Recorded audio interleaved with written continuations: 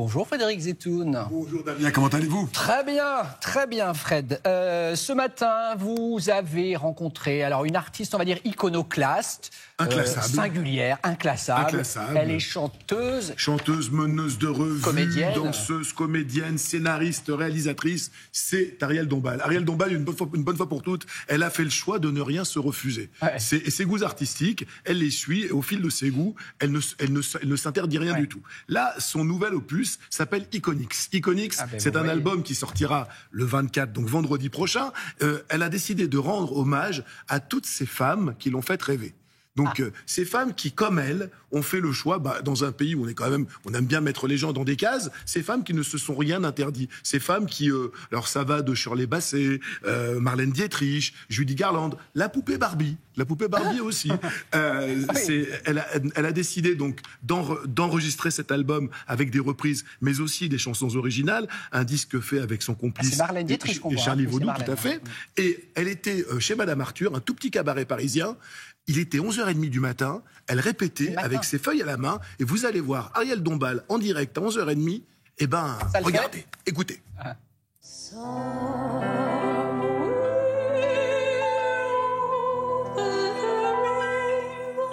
Ariel, votre nouvel album s'appelle Iconix. Qu'ont-elles en commun toutes ces artistes auxquelles vous avez décidé de rendre hommage? C'est un album sous le signe du féminin et du féministe.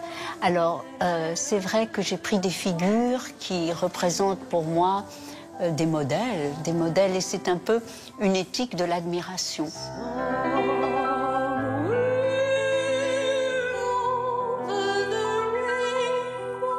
Toutes ces femmes ont en commun d'avoir payé à un moment de leur carrière très cher le prix de leur liberté. Vous avez eu aussi, vous aussi, à payer cher le prix de votre liberté? La liberté se paye toujours cher.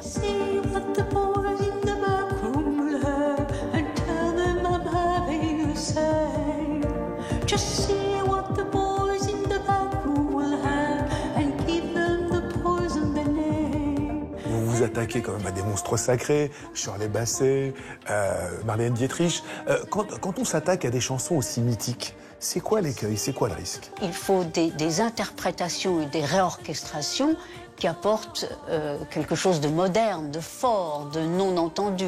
C'est ça qui fait que c'est la métamorphose, on les réécoute. On se les approprie comment, ces chansons? Avec du travail, beaucoup de répétitions, et puis il faut en même temps ne pas trahir le style, et en même temps apporter quelque chose de nouveau.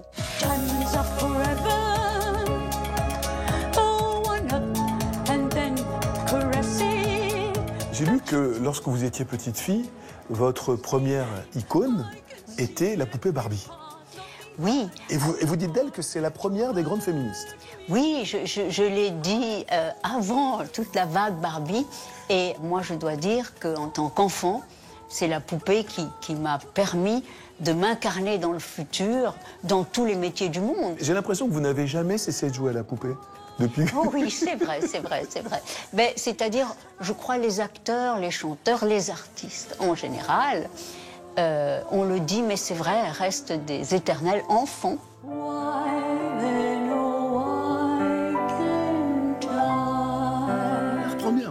Le jolie reprise, bien sûr, de Judy Garland. Mais il faut quand même un certain talent pour passer de Éric Rohmer aux grosses têtes, pour passer de Rob Grillet à un Indien dans la ville, et assumer tous ces rôles-là, et les assumer avec un certain bonheur. C'est une vraie bosseuse. C'est vraiment quelqu'un, encore une fois, qui a décidé de se faire plaisir, mais quand elle prend les choses, elle les fait à fond. Cet album, allez le découvrir, il sortira vendredi prochain, le 24 mai. Iconix. Iconix. Merci beaucoup Frédéric. On embrasse Ariel, c'est les réveillés. Je sais pas, les artistes dorment le matin.